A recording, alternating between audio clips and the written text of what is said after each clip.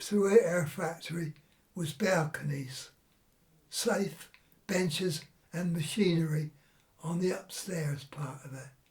To get to the, when the warning went, you came downstairs, out the factory gates and up the road to the shelters. The sirens were going as the bombs were dropping on the factory just up the road, 5 or 10 minute walk.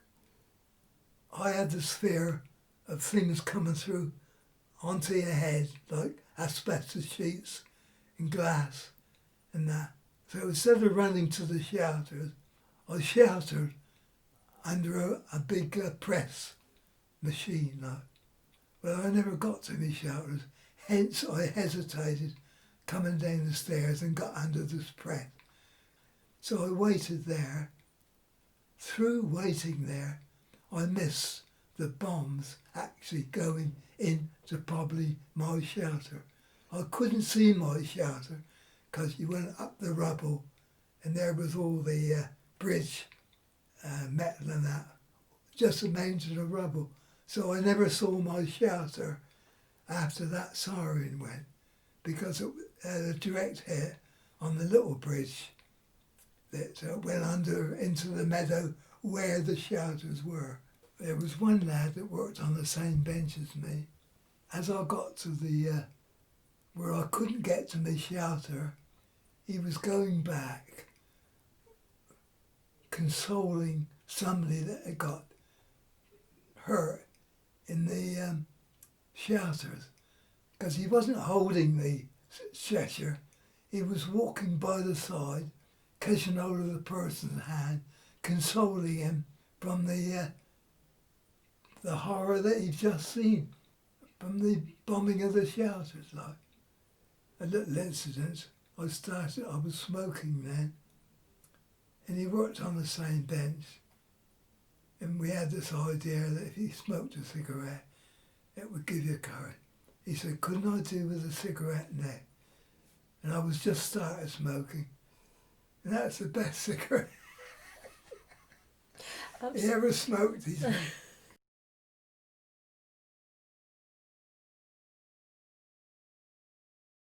We were shop boys when we started, and they put you with a fitter, and you were sort of more or less trained by him, really. And we used to do other jobs, little jobs on your own sometimes if they said it was all right. Well, I worked on the Spitfires. They were building walruses there when it started, and then they started on the first Spitfires.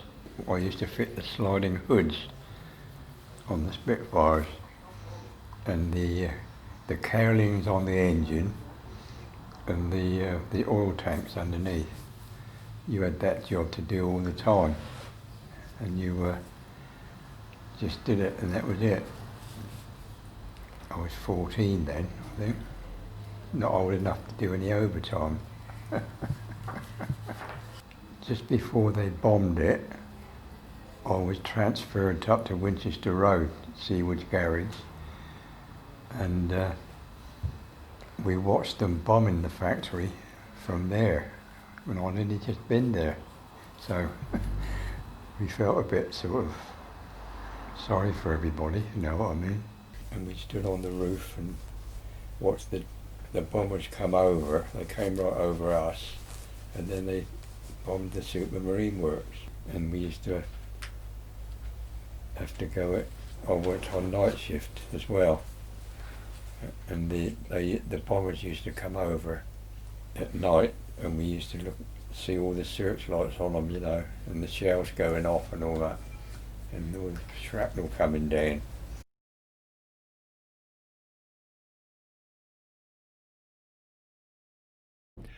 I was on Peartree Green, and I was looking down the Itchen when I noticed some spots coming up.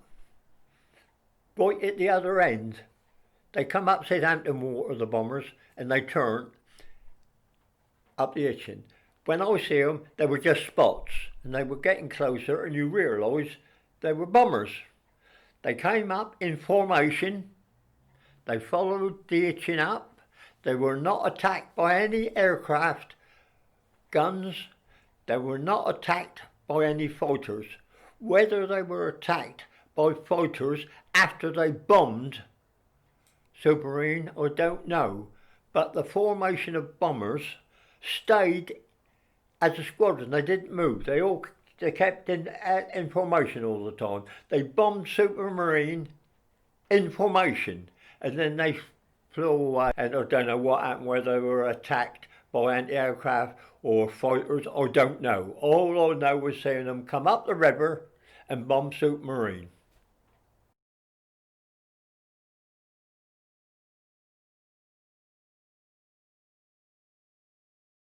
It doesn't seem possible that I could look out of a window and see a bomb coming down, but I can Yes. remember that. Yes. And I was under a desk. I think somebody pushed me because we could hear the planes Yes, coming. yes. Yeah. Whether the air raid siren went as the planes were there, perhaps it did. Yes. So he must have clattered all down those stairs and Yes. out and out, and then it could have been about. Wasn't very far. I don't know how 50 yards would be, 100 yards over the bridge, and just a little bit. This pub was just up the hill, not very far, but you could see it quite well from the bridge. We all went into this pub, and it had a deep cellar, so that was just right. Yes, I don't remember the shelter being bombed and the people being killed though. So whether that was before or after, because there was bombing still going on, because it shook this cellar. Right. I seem to think, although I didn't experience it, that they came down to machine gun the people that were running. Perhaps I can't say that they machine gunned me or anything. No. No. But I think perhaps that's how some of them got killed.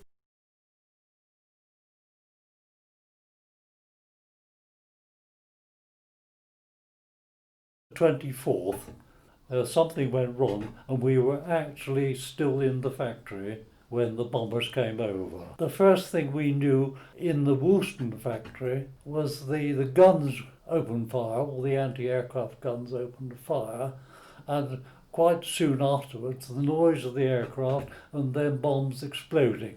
So in the Woolston works, people took shelter under workbenches, as I did. I scrambled under a large lathe for shelter, and now not a bomb fell on that day on the Woolston works.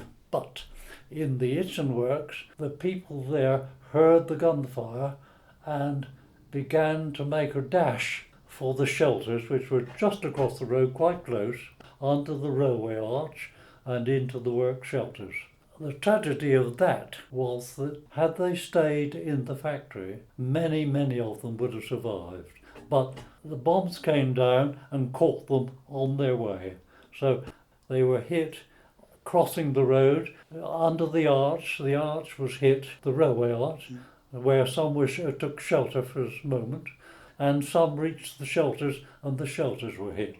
And there were many deaths and many injuries up there for the Itchen Works people.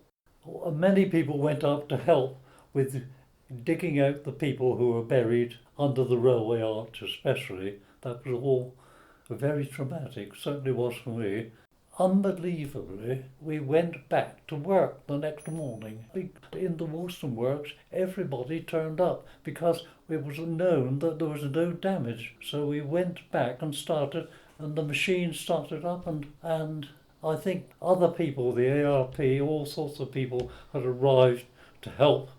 I think even the military people turned up with ambulances and things. So we worked through that day. And then on the Thursday, bombers came back, a more successful attack.